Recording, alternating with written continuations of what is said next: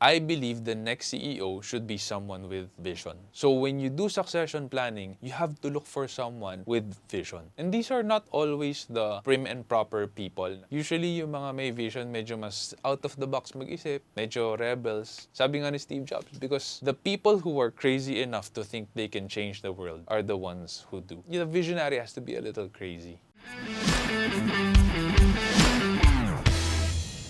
Hey guys, what's happening? Welcome back to the Leadership Stack Podcast. It's been a while since we recorded last here in the studio. A lot has been happening, we all know. And for today, the topic that we have for you is how to make your business work without you as a founder, how to make things sustainable, how to plan out para pag wala ka na, okay pa rin. As a startup founder, and I've bootstrapped SEO Hacker by God's grace, wala naman akong investors. But I've always asked myself that question because I'm investing in the business. So what if something happens to me, nagka-accident ako, worst case, I'm gone, what happens to the business? These are real-world questions because I have a team to sustain, to feed, families to feed, diba? My own family to feed and sustain. So we need to think about these things. And I have some tips for you. Whether or not you can immediately apply it is dependent entirely kung nasaan ka sa journey mo as an entrepreneur and anong level na ng business mo. Startup stage, first 5 years, may investor ka ba o wala, nasa sayo na to. So the first thing that we all really need to accept is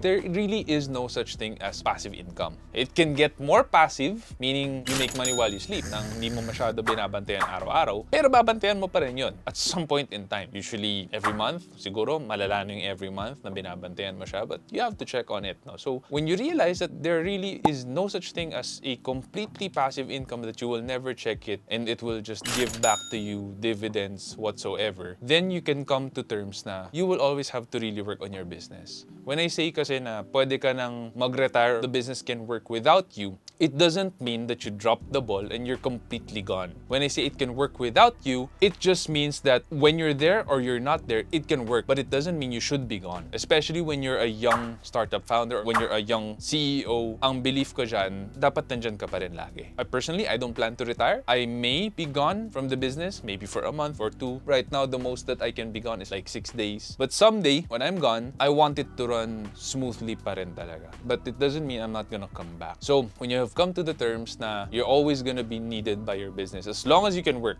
then we have something to discuss. Then we can move forward. When you look at the account of the creation of our world, in the first chapters of Genesis, when God made human beings, He said to Adam to work and cultivate the garden. So we, as a people, are called by God to work. Work is a gift, is a mandate by God to us. So this is why I believe na completely passive income is not really healthy for us. I think that work is a God-given gift for us. And we have to embrace it and do our best. And as a business owner, that's even heavier on you. Kasi yung output mo will impact so many lives of the people who work under you. The impact that it will have is a lot bigger than just being an employee. Now, generally, there are two ways that a lot of people see business. There's the traditional style, and then there's the professionalizing style. I'm Filipino-Chinese, and when I go through my friends who are also Phil-Chai, marami kasi sa parents nila, traditional talaga. The dad is still working in the office, minimum 8 hours, minsan nagto 12 hours pa. Sure, they're well off. They don't worry about the future because they're secured financially. Pero, hindi sila makapagbakasyon ng maayos. Kasi kung wala dun yung parents,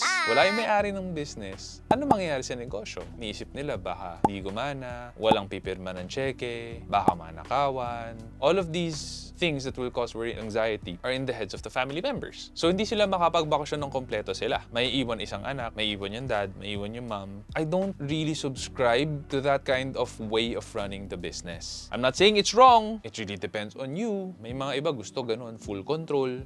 Control na control lahat ng aspects. And then there's the professionalizing path, which we see the conglomerates are doing. The malls, the real estate developers, mining, all of these guys, they do the professionalizing route, where it's no longer centralized to just one person. In traditional way kasi, it's usually centralized to the founder. Lahat ng decision kailangan dumaan sa kanya. The problem is, one person only has one body. We only have 8 to 16 hours to work a day, healthily. So, hindi siya sustainable. people. If you want to grow and scale your business to become an international presence, that is really not going to be the way to go. You got to professionalize. You have to delegate your authority. You have to delegate your processes. You have to delegate the way that you want things to be to other people who are capable to execute for you. So when you professionalize, it's like you're starting all over again. Marami kang kailangan gawin. You will have to reinvest capital in your company. Bakit? From a traditional office na maliit lang, kailangan mo na ngayon ng mas malaking office kasi you're gonna hire more people.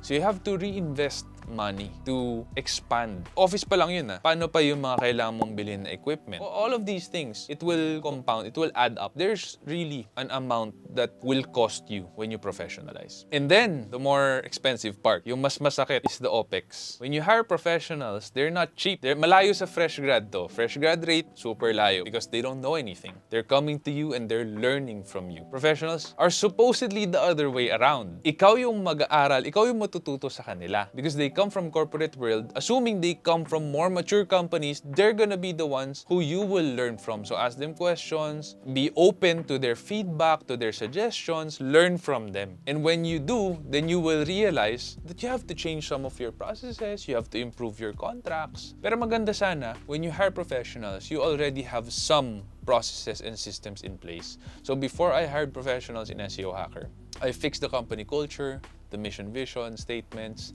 I made sure that people would memorize and recite our core values every Monday in our structured meetings. We have the Execom meetings every week also. So may mga structure na kami. We're not coming from zero. Also, we made sure to have some process documents in place. So when the professionals we hired came in, they also had a very good idea already of what SEO Hacker believes in, who we are, why we do certain things that we do, what makes us different from our competition. Why will they want to join us for the long haul? Are we gonna be winning long term as a company? So all of these things matter because you have to also make your company attractive to the professionals that you want to work with you. In order for you to keep these professionals, you also have to support them. And to be able to support them means giving them also, as much as you can, A players who work in their team. So your hiring process has to be really, really good. That's why I'm a big believer of having a really good HR team. Because if you don't have good people who will support your professionals, they're gonna lose heart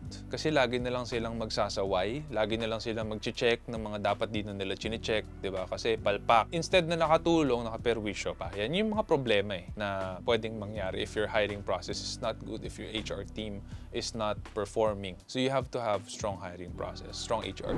And then you have to build leaders. So you hire these professionals, you're not sure if they all have leadership skills. Some kulang. You have to build that. How? You suggest books to read for them. You mentor them. You share with them why you think in a certain way, what you would do in a certain situation. You share with them some podcasts that you listen to. It is a learning organization. When you want to build leaders, leaders are learners. They cannot stop from learning. Otherwise, maiiwanan sila. You build leaders intentionally. You share things with them. You help them to grow and learn, not just professionally, but in their personal life. Because the hardest person to lead is yourself. Mahirap i-lead ang sarili. So, if you can figure out how to lead yourself well, then you can figure out how to lead others well. But you cannot stop learning. There always has to be something new that will drive you to do your best for the day. Another way that you can make sure that when you're gone or when you're in a vacation long term, that the business will run smoothly is you leverage technology. So at SEO Hacker, we use a lot of software. We use Slack, Monday.com, Hubstaff for our timekeeping and time tracking and accountability. All of these things, importante yan. Why? Because even if I'm abroad, people can reach me super easy. I'm just one chat away. Madali lang sa kanila i-share sa akin yung context ng certain project na nahihirapan sila. Ililink lang nila ako dun sa project management platform namin. And then if there's someone who's non-performing, madalas na pumalpak, madali lang ma-investigate because we have Hubstaff that helps everyone in the company to be accountable to each other. So all of these tools help us to operate in such a way na hindi namin kailangan mag-isip lagi na O baka hindi nagtatrabaho si ABC. mahirap yung ganon. Mahirap nga naman iwanan ng kumpanya pag ganon lagi inisip mo pag nag-aalala ka sa mga ganyang bagay. So, you leverage technology. There's a lot.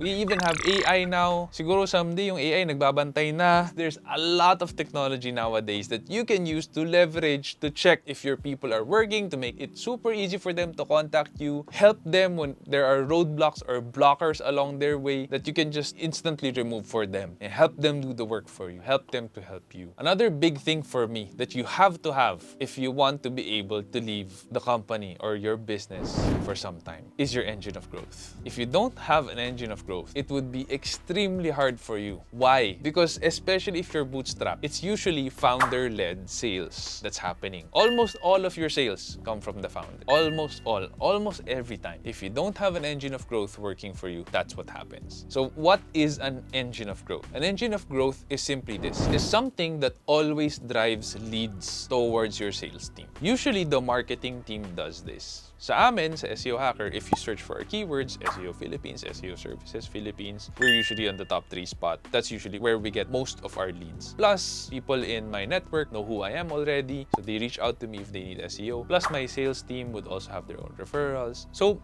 we have engines of growth working for us. Na-build na namin yan over time. So, anytime someone needs SEO, they're in our network, easy na sa kanila to remember SEO Hacker. Then they'll pass the referrals our way. Or people who are searching in Google will find us, and then immediately they'll get in touch with us. These are our engines of growth. And lastly, you have to have a succession plan. Once the school bus does hit you and God takes you home, paano na? Yes, maganda na may engine of growth, maganda na nandiyan yung systems in place, maganda na it's being run by professionals, but always remember, someone has to be the visionary. Here in SEO Hacker, I don't expect my COO to be the next CEO. Although that's what happens in a lot of companies. You look at Apple, when Steve Jobs passed away, he was CEO, kanina niya binigay yung mantle? Kay Tim Cook, his COO. And we all know what happens from there. Apple doesn't innovate for a long time. No real breakthrough technology that has changed our lives further. Ang hawak nating phone is still the iPhone, di ba? Ang hawak nating tablet is still the iPad. Ang laptops natin is still the MacBook. That's it. Wala namang any real innovations since Steve Jobs died.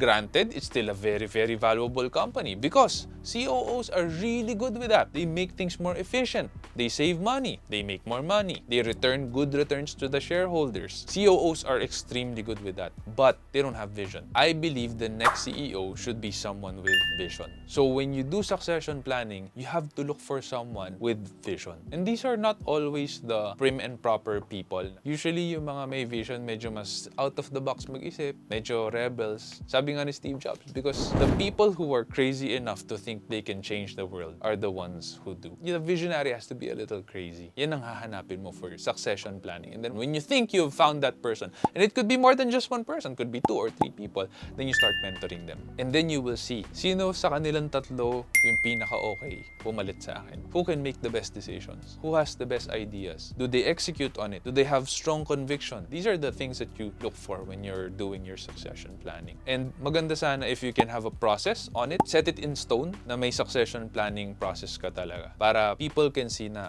ito pala yung mga hinahanap. So pag feel nila na, I'm a good candidate for these things, then they can suggest themselves to you and you can see if they're the ones that you're looking for. So better if you have your succession plan in your process document and people can see what the factors are, who you're looking for, what kind of characteristics you're looking for to replace you as the next CEO. So I hope that this episode has shed insight to you. And if you like it, please do subscribe, hit the like button, the bell notification icon, and share it with your friends and family. If you're listening in Spotify, please hit that follow button and share this with a friend, a colleague, a family member. That helps us a lot. Thank you so much, and I will see you in the next episode.